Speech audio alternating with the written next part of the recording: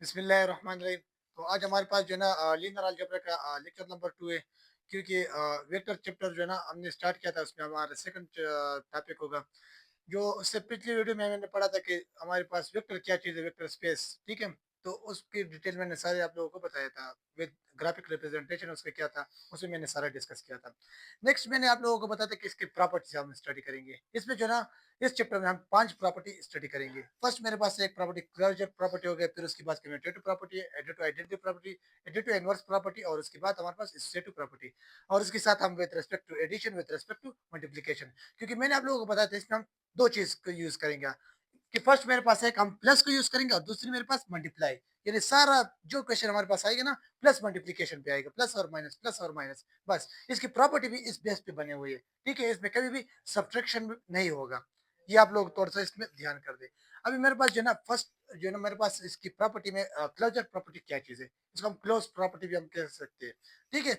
इसका मतलब ये है कि अगर दो वेक्टर मैंने ले लिया ना, उससे मैं एक सिंगल वेक्टर बनाना चाहता हूँ, और उससे मैं एक मतलब एक शेप बन जाता है ना, एक ग्राफ बनने के लिए मुझे दो वेक्टर लेना पड़ेगा, फिर उससे मैं एक फाइनल वेक्टर बनाऊंगा। इसका मतलब ये कि यू वी ये बिलोंग करते हैं एक फाइनल वेक्टर को, ठीक है। और देन हम अगर इसको हम हमेशा क्लोजर प्रॉपर्टी हम इसको प्लस करेंगे और या मल्टीप्लाई करेंगे, यानी दो वेक्टर को हम मल्टीप्लाई करेंगे या प्लस करेंगे। जस्ट मैं आप लोगों को इसको बताता हूँ। देखो फर्स्ट मेरे पास इधर क्या है कि यू की वैल्यू जो है ना, इसमें 1 है और 2 है। इधर मेरे पास वी की वैल्यू क्या है, 3 है और 4 है।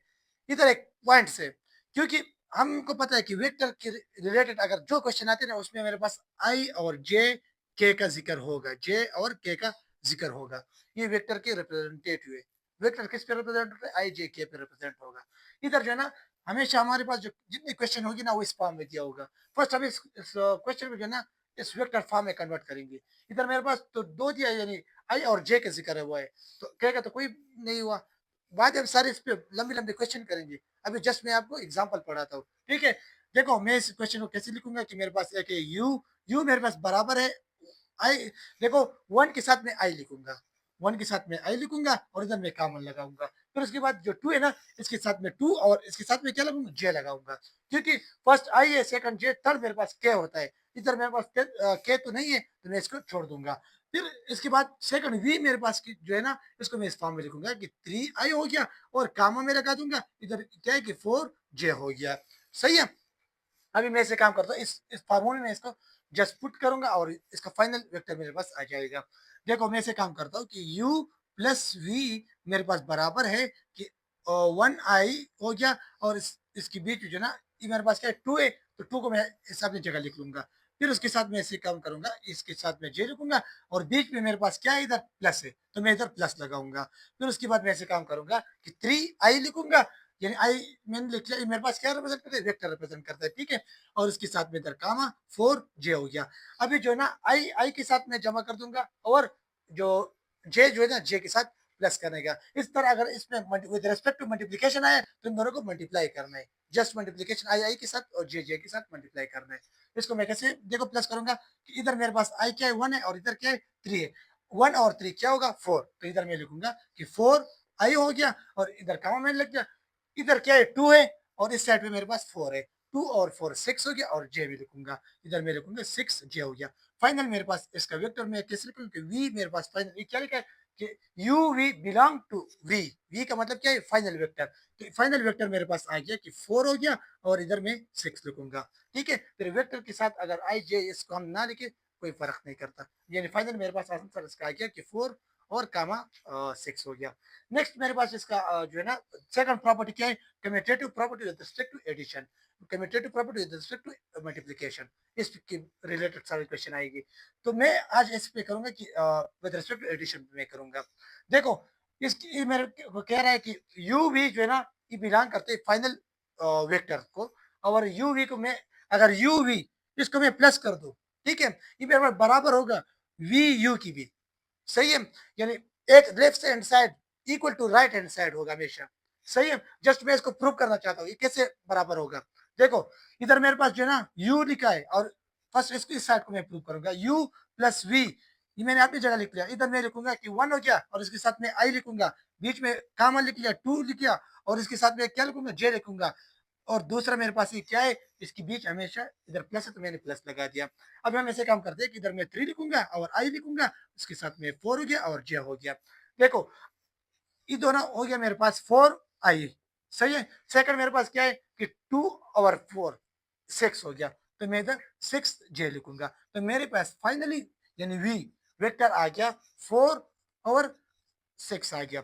ये मेरे पास लेफ्ट हैंड साइड आ गया। अब हम राइट हैंड साइड देखेंगे, इस साइड पे देखो, राइट साइड हैंड साइड मेरे पास क्या है कि आप ऐसे काम करो कि इधर लिखा है कि v को u के साथ प्लस करना है, तो मैं इधर लिखूंगा कि v plus u equal to, first में v की जो एलिमेंट्स है ना इसको मैं लिखूंगा, इधर मैं लिखूंगा कि 3 हो गया आई है और बीच में मैं कामा लगा दूंगा, इधर j हो गया और इस दोनों के बीच में प्लस लगाऊंगा।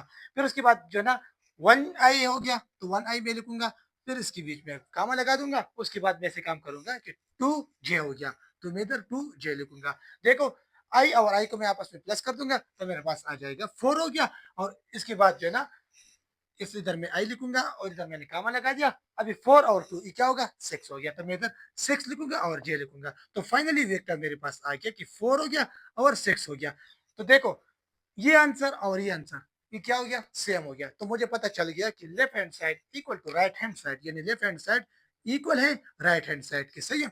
ये आप लोगों को मैंने प्रूव कर दिया। हमेशा कम्यूटेटिव प्रॉपर्टी की दोनों साइड को हम इक्वल करेंगे, सही है।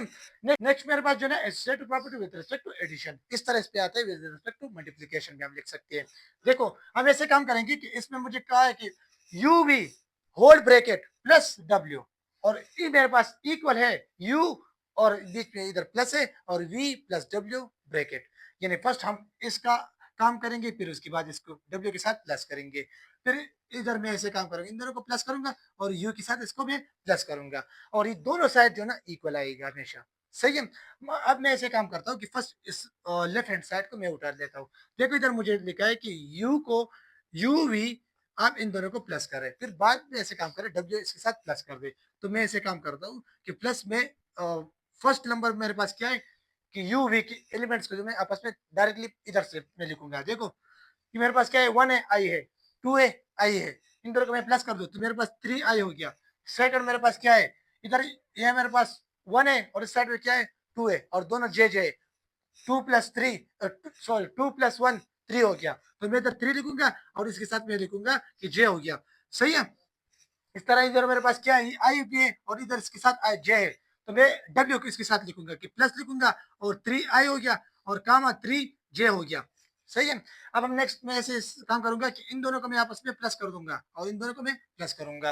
अब इन दोनों को देखो, 3 + 3 ये मेरे पास हो गया 6, 6 आई हो गया, फिर उसके बाद 3 + 3 ये हो गया 6 जे हो गया, तो मेरे पास फाइनली वी वेक्टर मेरे पास हो गया 6 हो गया और इधर भी 6 6 हो गया, सही है। नेक्स्ट मेरे पास जो है ना राइट हैंड साइड है, तो मैं कैसे लूंगा, देखो इसमें मुझे कह रहा है कि आप ऐसे काम करो कि फर्स्ट यू को यानी ऐड नहीं करना है, फर्स्ट ऐसे काम करो यू वी को और डब्ल्यू को दोनों को ऐड करें, फिर उसके बाद यू के साथ इसको ऐड करें, क्योंकि फर्स्ट हम ब्रैकेट का अमल करेंगे with respect to DMAS rules, हम उसका हमने ऑलरेडी हमने पढ़ा हुआ है, सही है।